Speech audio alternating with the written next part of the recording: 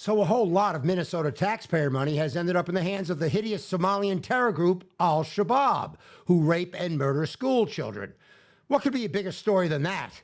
And yet our ass-clown media obsesses with the sinking of the narco terror boat. This is at least $1 billion fraud scheme, which appears to involve a large swath of the Somalian community, with some of the money landing in the hands of Al-Shabaab. Ilhan Omar, the congresswoman in those parts, has predictably tried to explain it away with accusations of racism and Islamophobia, which at this point should really start to become laughable to even those of you who are not familiar with Islamism. Not a peep from cultural jihadist Keith Ellison, who's the Attorney General of Minnesota and was the first Muslim ever elected into Congress. I've always called him a cultural jihadist ever since his spectacular display at the Peter King congressional hearings in 2010, which were designed to examine the extent of jihadist infiltration into America. Keith Ellison and the rest of his cohorts made a mockery of the hearing, shedding alligator tears and accusations of racism and Islamophobia. If Keith Ellison gave a damn about America, he would have done his best to help Peter King find the truth regarding the spreading of Sharia jihadists in America. Instead, he did his best to turn it into a dog and pony show. And here we are, 15 years later, where the top echelon of the Department of Homeland Security is 30% Muslim Brotherhood. We have Muslim enclave no-go zones where they train for combat, such as Islamburg in New York, and there are dozens of them, not to mention Dearborn, Michigan, where you would be taking your life into your own hands were you to walk openly through a public event as a Christian or a Jew.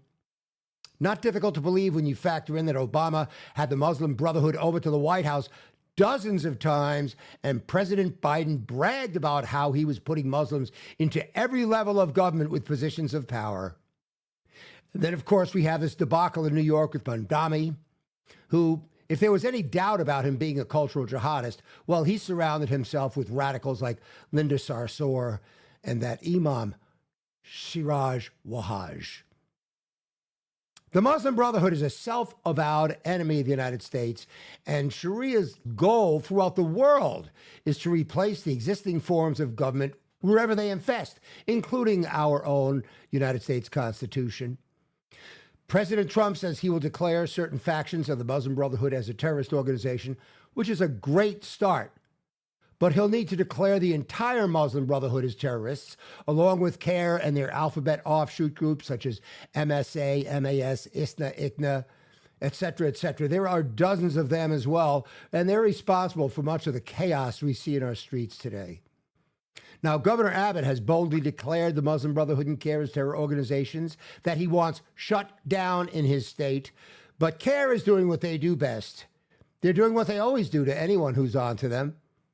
They're suing Governor Abbott and Texas Attorney General Ken Paxton. And in the past, they've sued, well, personal friends of mine, David Gobbets, and congressional candidate Joe Kaufman, as well as the FBI and the United States Customs and Border Patrol, and many, many more. They've sent letters intimidating the associates of Representative Colonel Alan West, Robert Spencer, Pamela Geller, Laura Loomer, many more, in order to get them canceled from events and deplatformed. In other words, to shut them up and take away their freedom of speech. CARE is Hamas in suits, and they stink to high heaven, and they need to be shut down. They've openly applauded October 7th, where babies were put into ovens. The fact of the matter is, if we want to save America and our culture, and indeed Western civilization, we need to do some heavy lifting. Yes, we need to declare the Muslim Brotherhood, CARE, and all their splinter groups as terror organizations. And we certainly cannot take any more people from Muslim countries into this country. We need to outlaw Sharia law as sedition and close down any mosques and madrasas or individuals promoting Sharia law in America. It's time for our mass denial to end. Our media has failed us, which is a gross understatement, more like they are complicit. No parent wants to live to see their children die, and no patriot wants to ever live to see their country die. But that's exactly where we're headed unless we dig our heels in, identify the enemy, look them in the eye, and defeat them.